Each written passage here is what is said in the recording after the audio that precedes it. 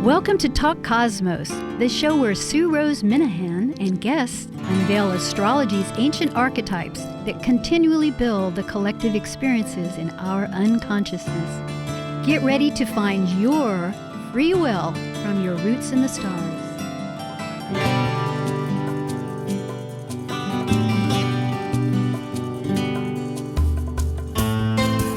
Hello, this is always my cue to welcome you 100 times for listening here on Talk Cosmos. Tonight is September 22nd.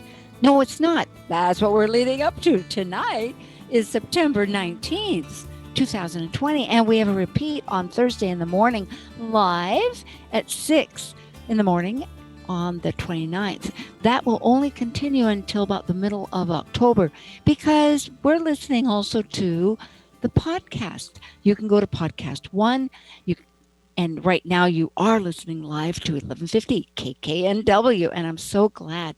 I'm Sue Rose Minahan, Talk Cosmos host and astrologer, and we're finishing up the Virgo archetype, and I am now adding a new theme to our Virgo archetype because I listened to Gemini Brett, a marvelous genius astrologer, which there are many of, and he is certainly one. And he's brought to my attention that the moon, it reflects the sun's light, right? Well, the moon is reflecting the Virgo light, but it happens to be transiting in the sign of Sagittarius today. So we are in a Virgo Sagittarius energy. Now that is quite mutable, and we will focus on that tonight as a conversation because the focus of this conversation is going to be an expansive one. It will be about the energies of Mercury and Jupiter and reasons for many. Now we're going to thread this in with the Virgo. Virgo is one of contemplation for perfecting, fixing, seeing how we can get things in good repair. That's just one way of expressing that energy. So in other words, we're introspecting in order to complete ourselves. You know, the 6th house of Virgo is the last house before the horoscope goes to the upper hemisphere of the horoscope, where we meet partners and self and others, and then social conditions and cultural and transpersonal of deep purpose. So this is a very powerful time to really contemplate, and there'll be energy significant for this moment, as always, in the kaleidoscope of the horse, of the cycles of astrology, that give an impression why or how or what we might be focusing on. And my guest tonight and I will be concluding things of trying to expand that nature, because we could say that between these two energies, just of Mercury and Jupiter, that they're clarifying messages for this self-completion. And it's adjustable. They both rule very flexible, mutable. It's mutable signs. There's 3 kinds of energy: mutable, then fixed, and then it goes, whichever way it goes from cardinal action to fixed to mutable. It changes back to cardinal. So we're having 2 energetic times now. Well, I won't even go there because actually all 3 of those are evident. Tonight also is focusing in some kind of preparation for the equinox on September 22nd. We just had a new moon a few days ago on the 17th. These subjects will come back up again. And so we're balanced here, focused as we prepare to go forward. And I'm so delighted that Wendy Wywrot, the angelic astrologer Wendy Wywrot, who also works with 5-element Chinese face reading of deep contemplation. I know personally Wendy studies this, and understands it, and it's really also a powerful study. And angelic Wendy Wywrot also is the Feng Shui Practitioner.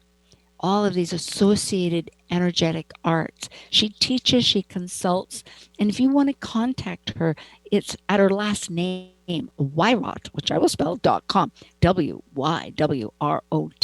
And if all else fails, just go to Talk Cosmos website. There I have all the guests. Wendy's contact is immediately there, and you can see the schedule and some other goodies. And we just welcome you listening. And Wendy, hello. Such a great time. Hello, Sue. Thanks for having me. Yeah, you've gone down to Palm Springs now, in the hot territory of the world. Beautiful palm trees and mountains all around us. It's just gorgeous and hot. Yes, and hot. Those they need the hot weather. That's so true. Well, I know we've chatted a bit about looking at the amazing chart that is on hand, because the sun at 25 degrees, or right now I think it's actually 28 degrees. Let me just Virgo. A Virgo, yes, is actually squaring, as we call it in astrology. That means a 90-degree angle where it teeter-totters, I often think, between two opposing energies. It happens to be the nodes, the lunar nodes, one in Gemini, where we're evolutionary astrology says that's what we're incorporating with our base psychology, you could say, at the moment, which is in the Sagittarius realm of thinking. So that might be interesting, but there's some real dynamics here with this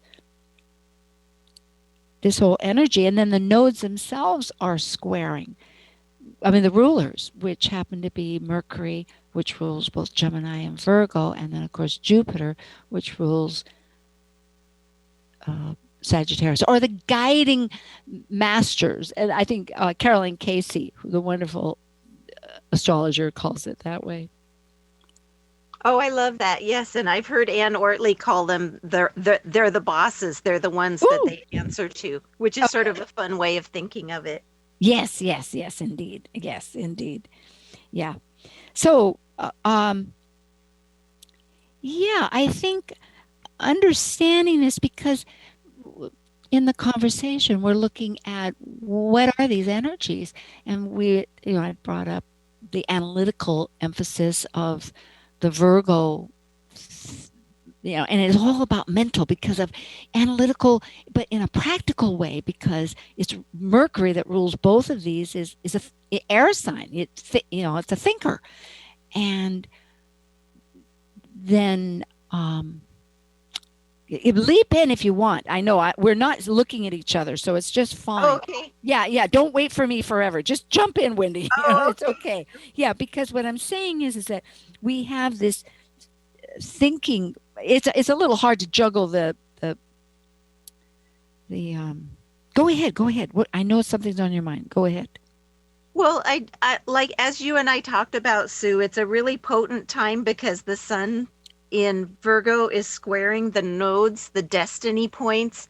And so the north node is what we're growing towards, and that's in Gemini.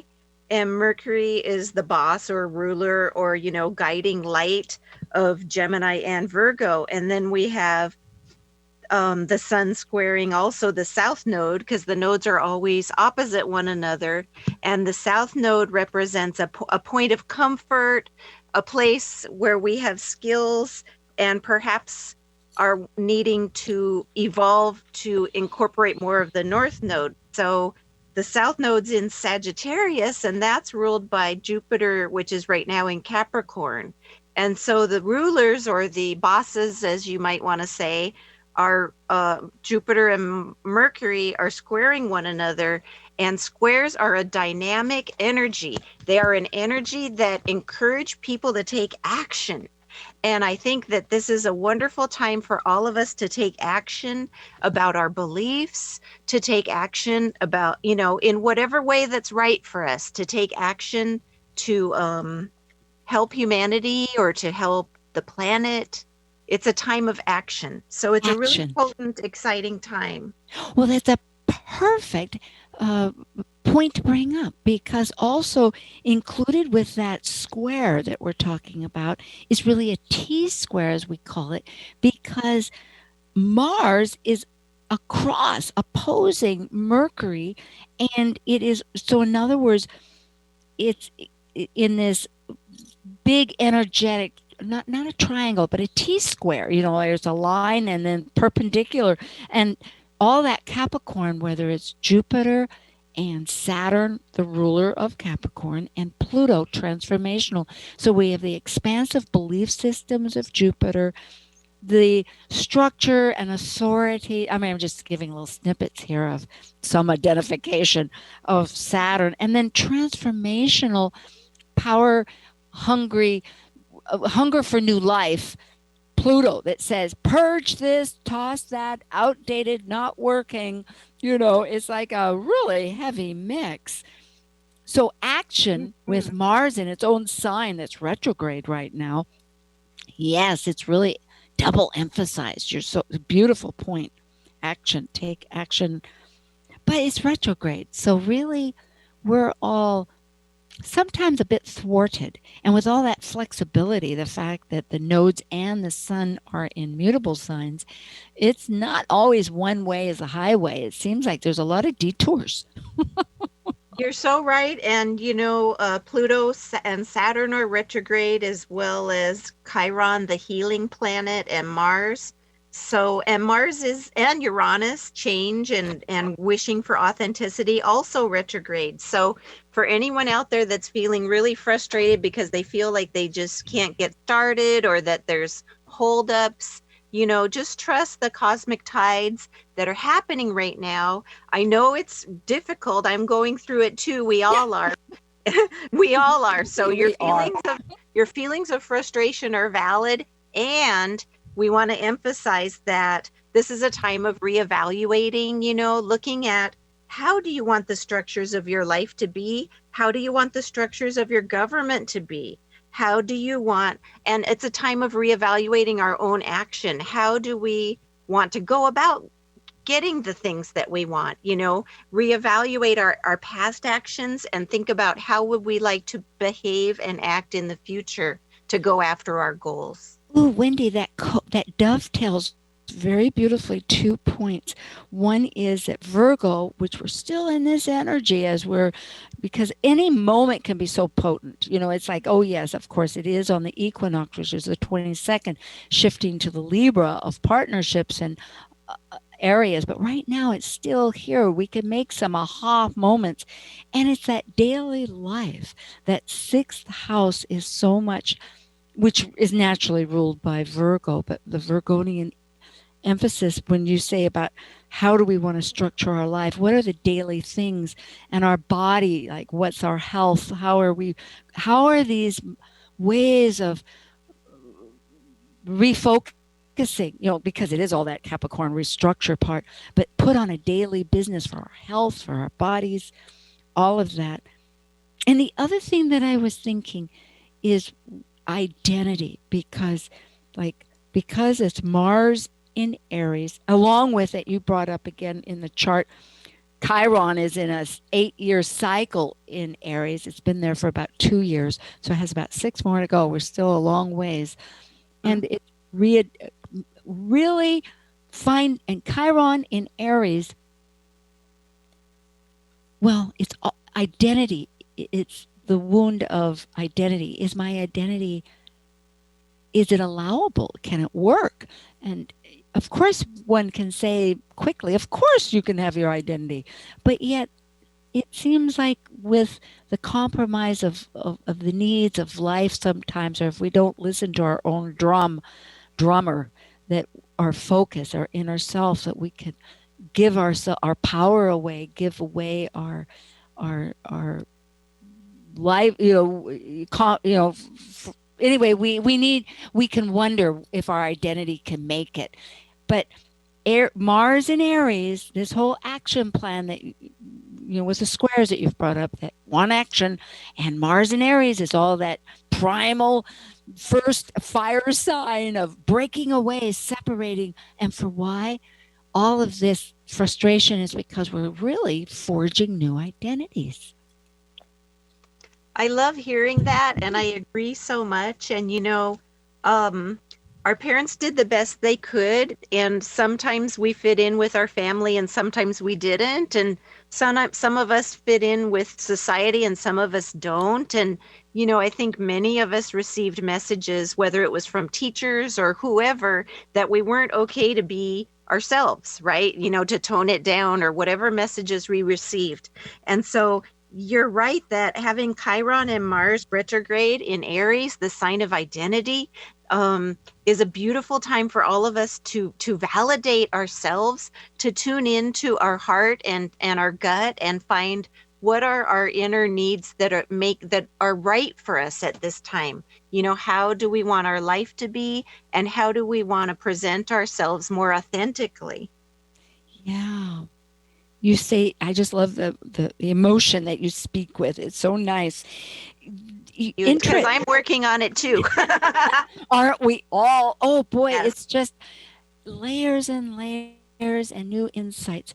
We were looking at this chart and we were remembering the asteroids. We always like to include asteroids, and we will get to the mythology, because every time I want to start with the mythology. But Vesta is one of the goddesses of the hearth, and you had noticed that she is conjunct Venus right now. I'm looking, because I was actually looking at Juno, but that energy also is, you were bringing up that it's a daily practice. It's again that double signature of loving, of listening to what we love, our values. Like you say, this messages, past messages. When I think of that, I think, well, that signifies the conditioning of Saturn that we're trying to, with Pluto, break away from, or not break away from, but to compost, right? Get rid of, break out of the skin like the snake of what. Transform, yes. Thank you. And so there is that portion of it, and also what our values are, what we really love to listen to. Oh, that's right. I was thinking of the Gemini messages, right? The messages are not always verbal. They're kind of like in our memories, or they can be messages through action. There's many ways to get messages.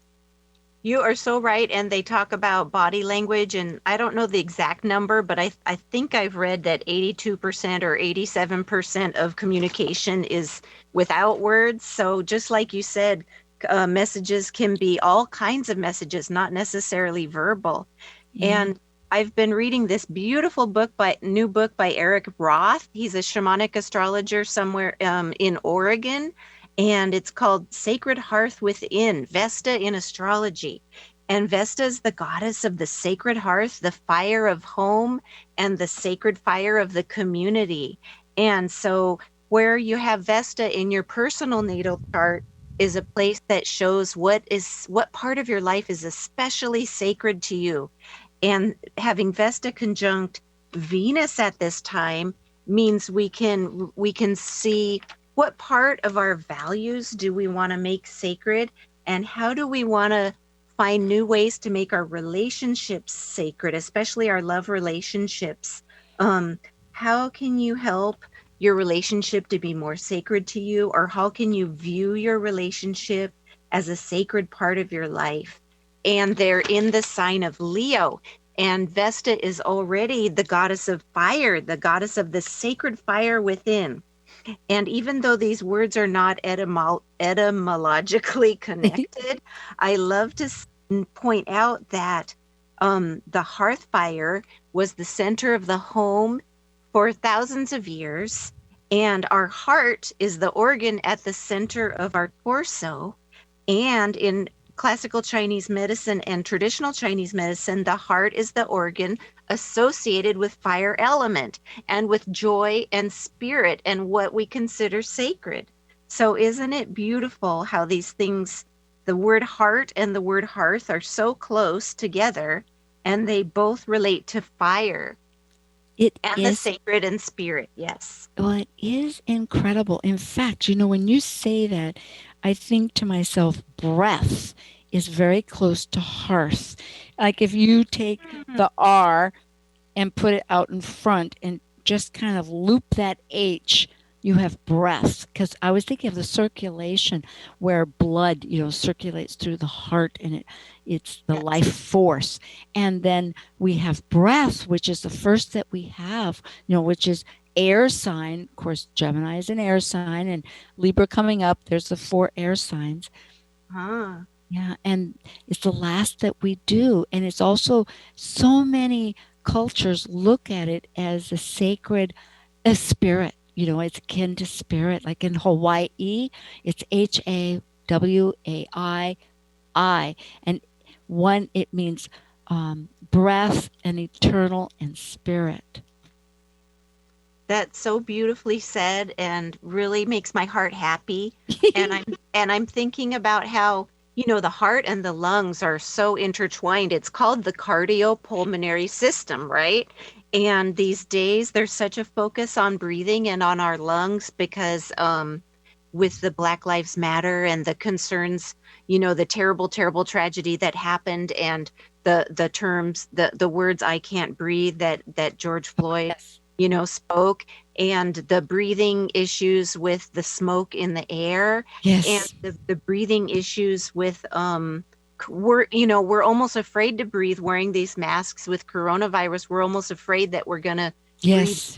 breathe in, and yet the lungs in Chinese medicine are associated with the immune system. So if we can do some breath exercises, whether it's pranayama or some other type of strengthening the lungs exercise, we can release the grief out of the lungs, because that's where it can build up if you don't deal with your grief in Chinese medicine. So Oh, of course.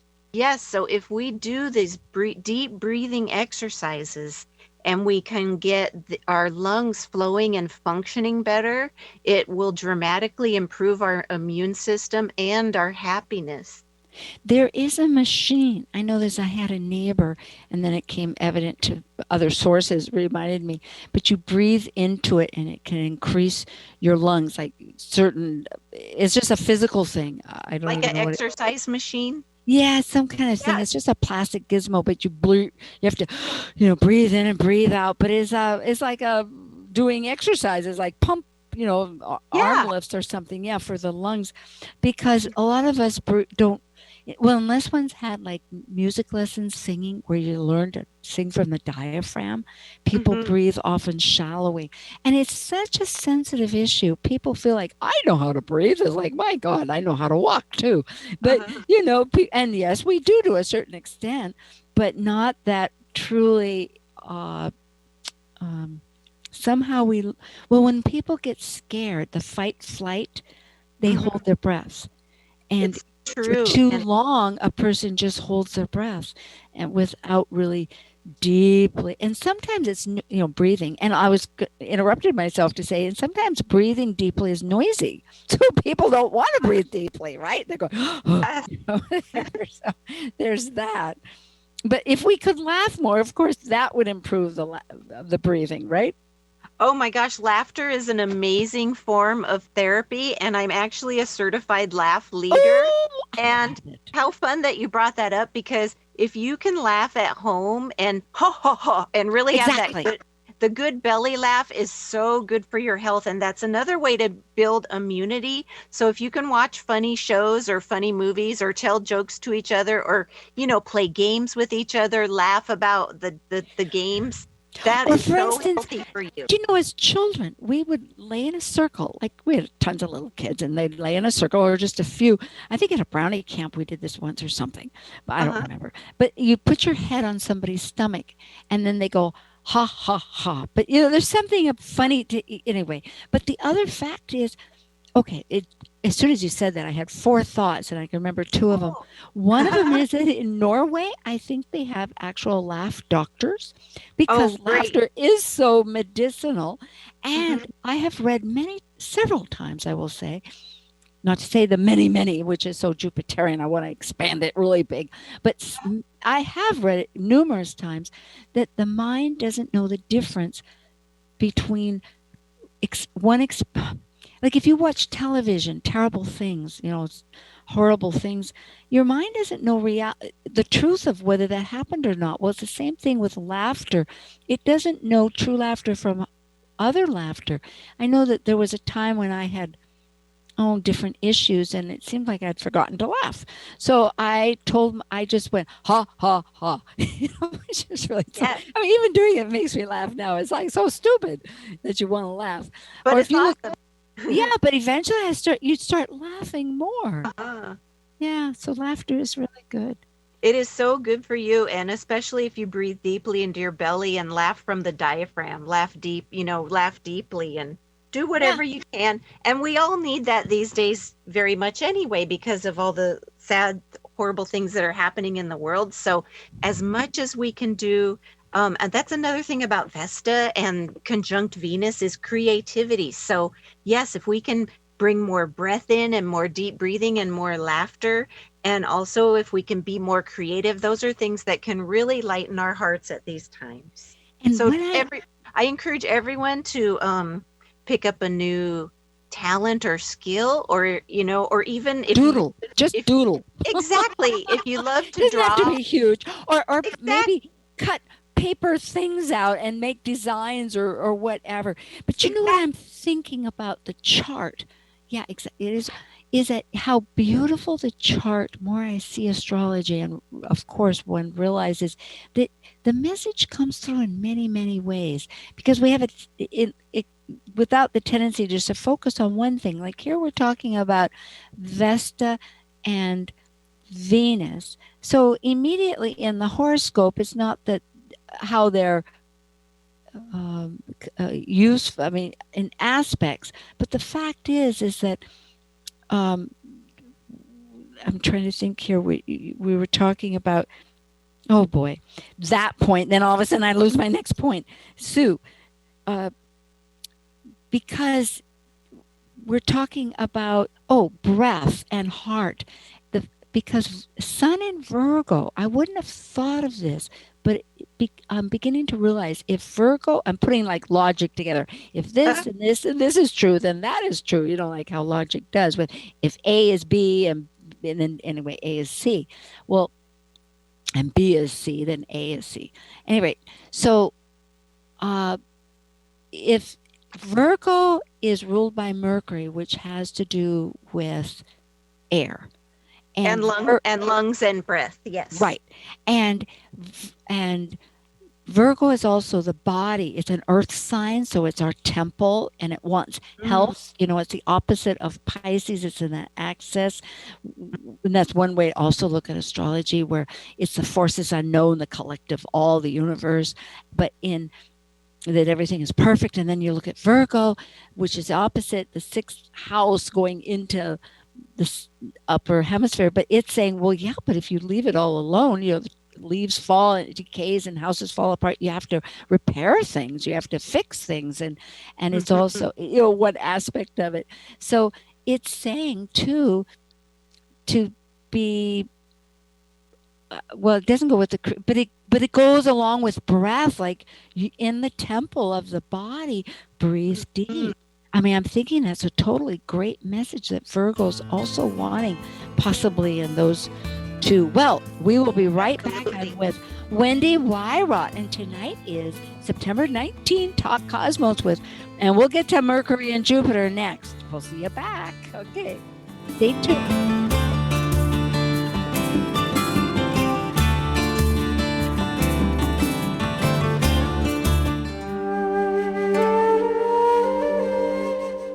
While we take a break from this week's edition of Talk Cosmos, let's take a look at this cycle's archetype.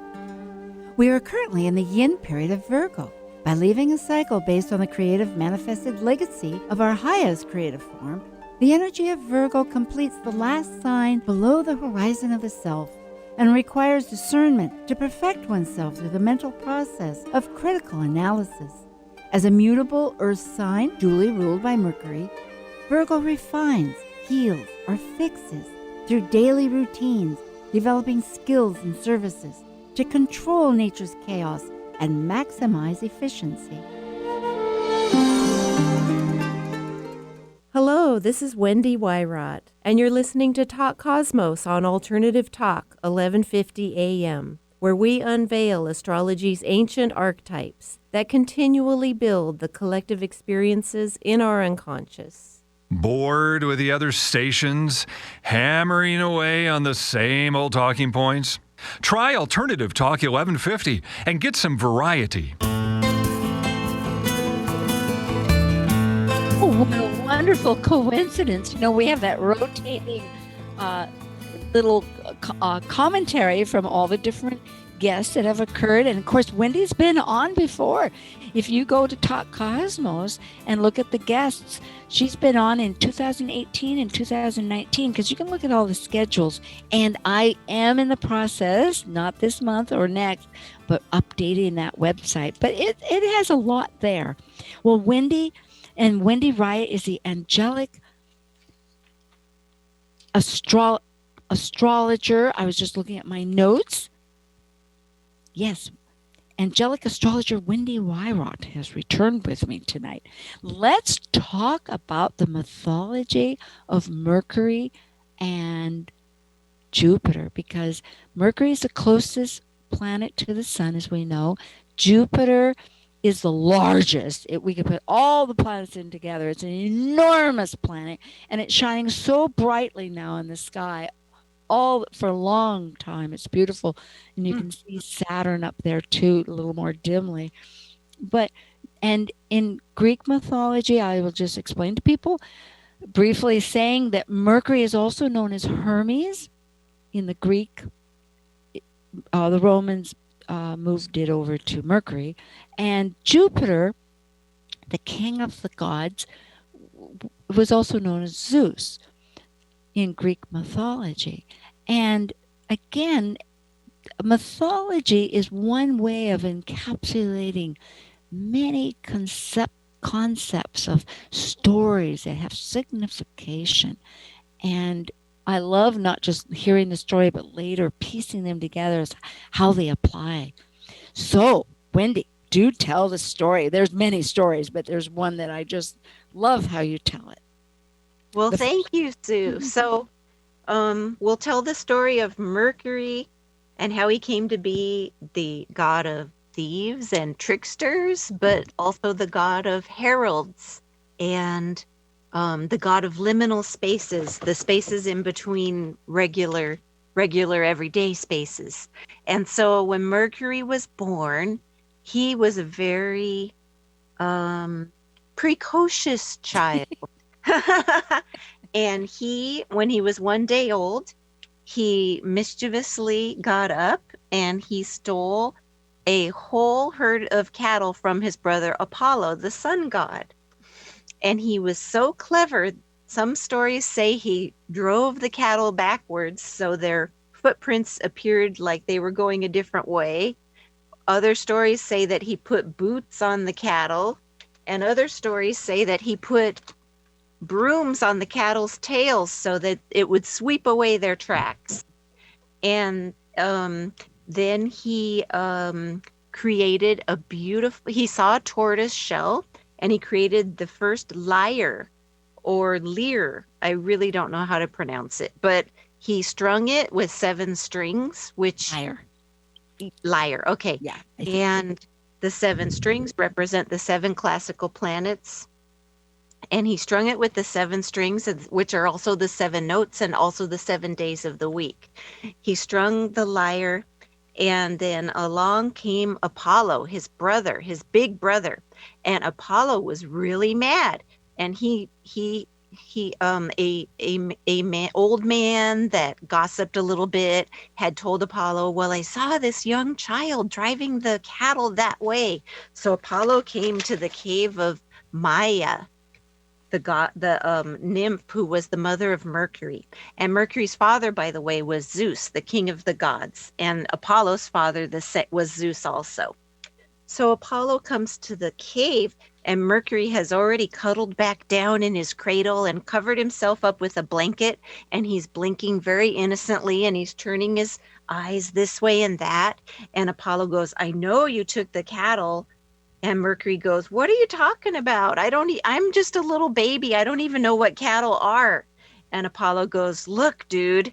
And so he took Mercury up to Mount Olympus, where the gods reigned, the immortal gods and goddesses. And he took Mercury in front of Zeus and said, Father, Mercury Hermes has stolen my cattle, and I need this to be made right. This is super uncool. And so Zeus said to Mercury, is it true? And of course, Mercury could not lie to the very powerful Father Zeus, and he confessed and said, it is true. Well, Zeus wanted harmony and for the gods to get along, at least for this time. And he said, look, you two brothers, you need to make up. I don't care what you have to do, but I want you two to make it right and to be friends. It's important to me. And so they were trying to figure out how to do that. And then Mercury took up his lyre, and he was playing and singing beautifully. And Apollo was enthralled. And Apollo's the god of music, and he was like really jonesing for that lyre. And he said, well, Hermes, if you give me that lyre, you can keep the cattle. And Mercury goes, okay, that sounds really good. And he gave Apollo the lyre, and Apollo was just thrilled.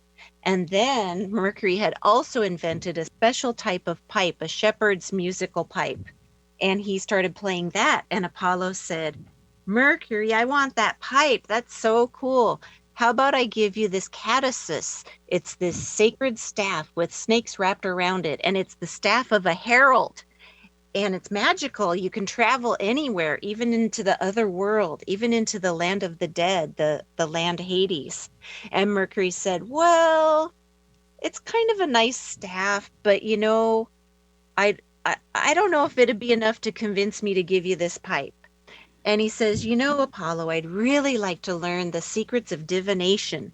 I'd really like to learn how to take omens from the bird song and the flight and movements of birds and the calls of birds. And I'd also like to learn how to take omens from stones. And Apollo said, but you're really no one but Zeus and I are supposed to be oracles or do divination. And Mercury said, well, I really like this pipe. I don't think I would give it up without learning the divination techniques and without that really nice staff. It does look nice, but neither of them alone are enough for me to turn over this pipe. So Apollo gave in, and he goes, oh, okay. So he taught Mercury how to do divination by birds and with stones, and he gave him this staff, the herald staff, the sacred magical staff. And so Zeus said, you're so smart, Mercury, and wily and present-minded, and I want to make you my herald. I want to make you my communicator between me and humanity. I want to make you the person that helps souls cross over after they die.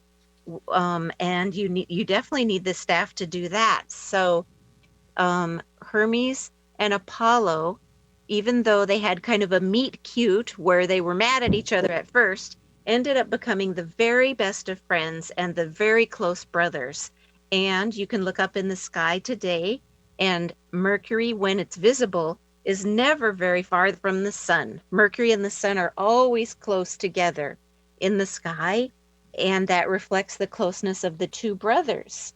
And so Mercury became the god of thieves, the god of bargaining and merchants, because he was really good at driving a hard bargain. He became the god of the liminal spaces, the places where where it's not one place and it's not another place, because he could take souls across the veil to their afterlife.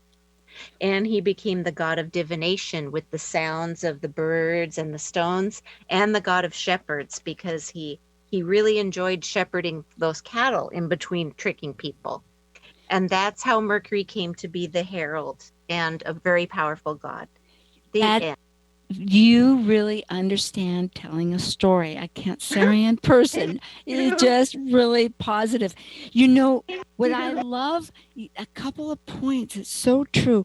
Luminous areas, it's a transition, because Mercury, the planet, is only 28 degrees. It's always the closest. It's very close to the sun physically.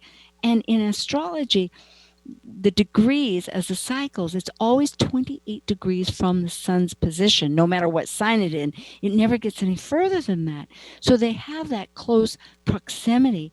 And when I think about Gemini, which Hermes, one of the signs it rules, of course, and right now our North Node is in, those are also brothers, Castor and Pollux. Castor the mortal, Pollux the immortal. Castor finally died, and then in that story they were so grieved that Zeus said you can be together, and it's that communication between matter and spirit that again translates to like Hades, that is in there's something going out outside, but you can't hear that here. Anyway, I'm in Seattle, Washington. Yeah, I was just distracted, like, what's going on?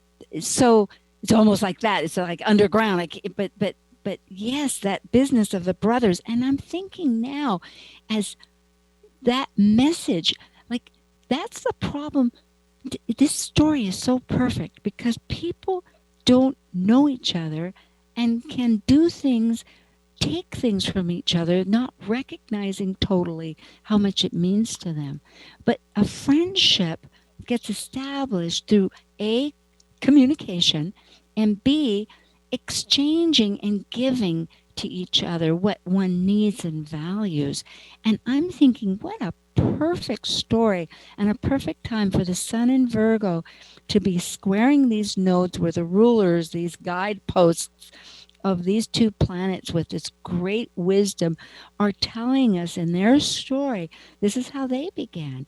And they offered beautiful gifts that empowered both in a fantastic way of linking spirit and matter, through divination of stones, which is the physical like Virgo, and the birds like Gemini, which are up high, often thought of as a mental way, and song, which everything is vibrational as it is anyway. That's a whole world. Yeah, like we can't sing without air, right? I mean, Mercury is about communication, and Gemini is about communication and about air. Yeah, breathe. Yes, so true. And really to recognize that there are many signs, like just thinking of the stones of divination, that again, this idea that messages come to us through other sources. There's a world here where through our experience can provide more than meets the eye, right? Absolutely. Like there's wonderful synchronicities that can bring meaning to all of us. Like the story of Carl Jung, he was treating a patient and the patient was telling a story about an Egyptian scarab. And all of a sudden they hear this is a true story. All of a sudden they hear a knocking at the window, and he opens the window and a beetle that looks exactly like a scarab comes in the window. And they're not in Egypt, And how often do you get a scarab knocking at the window? And it's just amazing, these beautiful synchronicities that can happen, that can bring us messages and bring us hope. Indeed, absolutely. This is all glad to have you bring that, make that significant too. That is, yes. So this really, I never know quite how to say the caduceus, but that is so amazing too. The eternal, the two snakes with the heads, kind of like also the nodes, the south and the north node of the snakes. This ever like the Ouroboros going around the earth, where it's that continuous cycle that life never ends. This idea of eternity is just one phase out and the next beginning on so many levels. So many messages. Yeah. Yes, absolutely. Just like the tides, right? One tide comes out and then the tide comes back in, and there's so many beautiful cycles. Just like the balance of time at the equinox, where, up here and in the southern hemisphere, at the time of the equinox, there'll be equal night and day, and then up here in the northern hemisphere, our daylight will start to reduce, but in the southern hemisphere, their daylight will start to expand. So there's sort of a really interesting, beautiful balance there. And the word equinox even means equal nights. And the beginning of the fall equinox is when the sun enters 0 degrees Libra, and Libra's the sign of the scales, the balance. Yes, the balance it of is. night and day. It is. It's the only sign that doesn't have a person or animal of some significance. It's an inanimate. You could think of the scales, although there's some history about that too. I wanted to go one back though about that lyre of the tortoiseshell, which could be signified of Gaia or Earth, because in very old mythologies, the tortoise is such an ancient animal that it's significant of that. But there's 7 chakras in our bodies, and I wondered, I love how you brought up the notes and the planets, but I was thinking we also have 7 chakras. And the old man, I wonder if that could have been Saturn.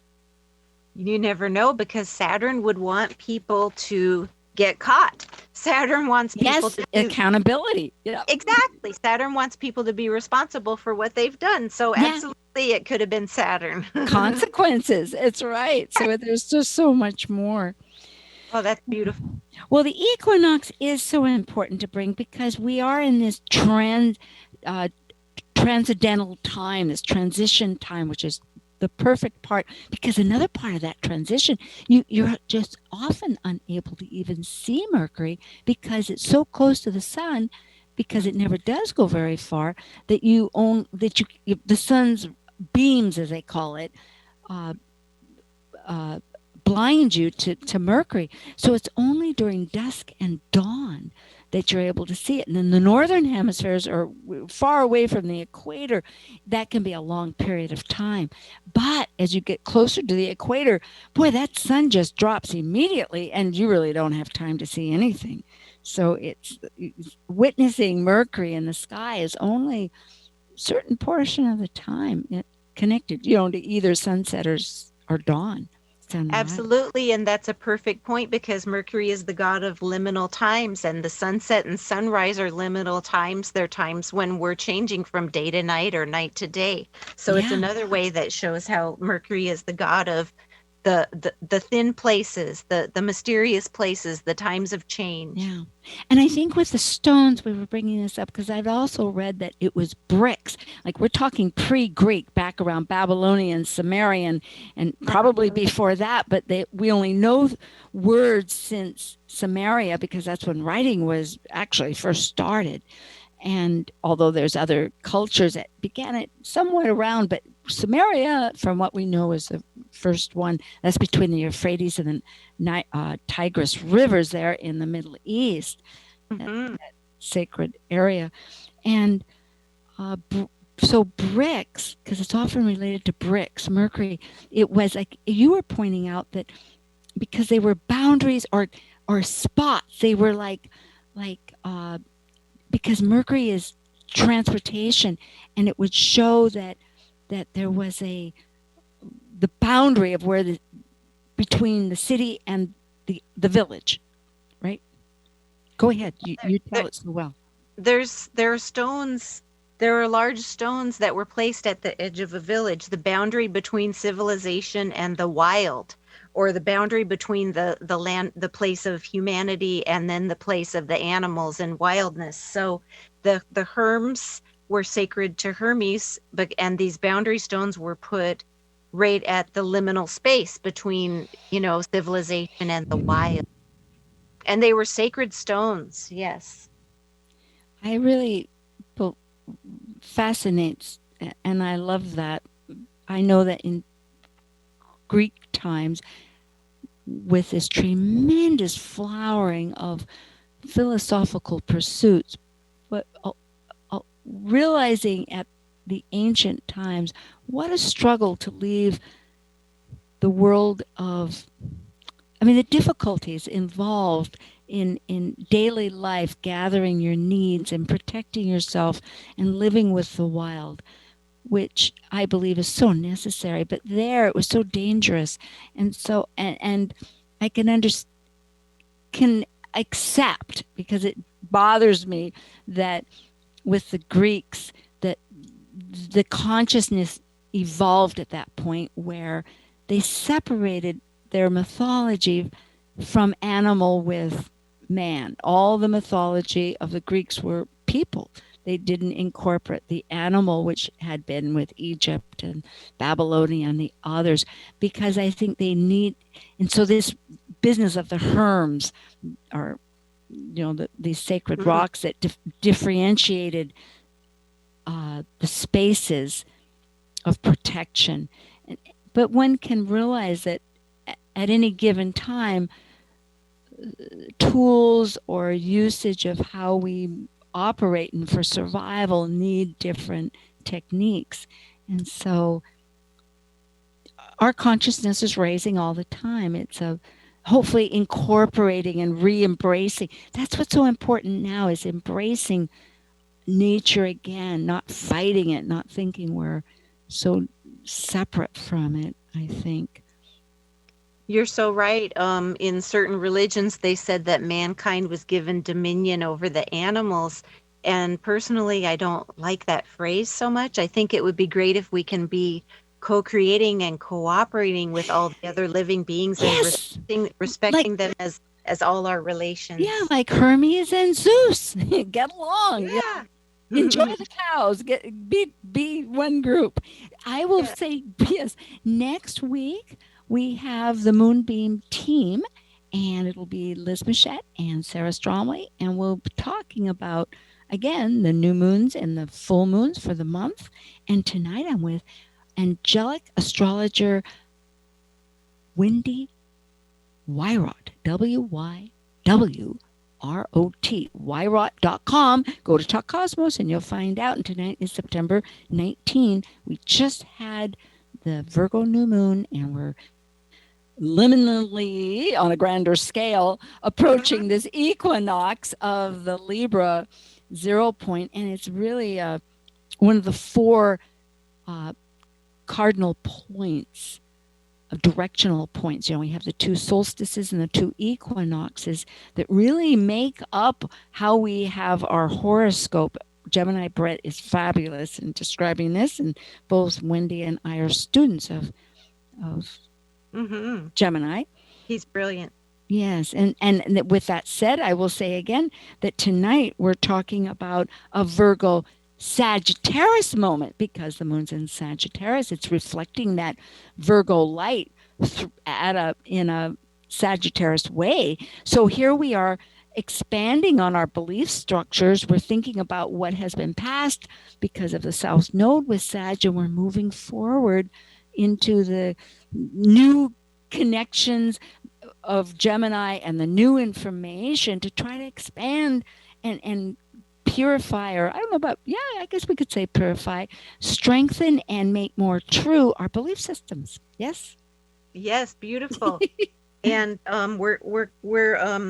we're coming from a South Node in Sag, which is an old way of being where people can sometimes be very dogmatic or judgmental and cling to their ideas. And we're hoping that humanity The point we are all trying to evolve toward is the North Node in Gemini, which is about true communication, truly listening to one another and trying to see each other's point of view and finding middle ground and ways to communicate and compromise. Well, I really appreciate this. And when you say true, I think that's sort of an integration of the whole chart, because there's other aspects. Because as we know, Gemini, all signs have their light and shadow, just like the equinox. And that's how we see anything. Form is created through the contrast. So, of course, it does, because communication can be tricky. And it is important to bring in that heart and soul. Now, Wendy, we have about half a minute here. We can kind of finish up. That doesn't mean we have to hang up with this beautiful music. But yeah, so bringing in that heart and soul of real value. Oh, that and the deep breathing, oh, yes. And loving and cherishing ourselves, loving and trying to validate and be authentic to ourselves.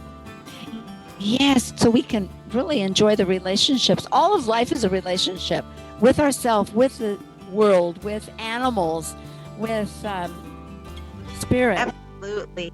That's it's such a pleasure, Wendy. Well, Wendy Wywrot and I will. Yes, we'll be back again sometime. It always seems, well, it won't be so long. We will connect on every date. So blessings to you in Palm Springs. Blessings. Thank you. Blessings to everybody in the Northwest. Thank you. And we love all of you listening. And absolutely. Thank you, everyone, for listening. With all your actions. All right. Good night. Thank you. Thank you for listening to Talk Cosmos, the show where Sue Rose Minahan and guests unveil astrology's ancient archetypes that continually build the collective experiences in our unconsciousness. Be sure to tune in next Saturday at 6 p.m. to continue finding your roots in the stars.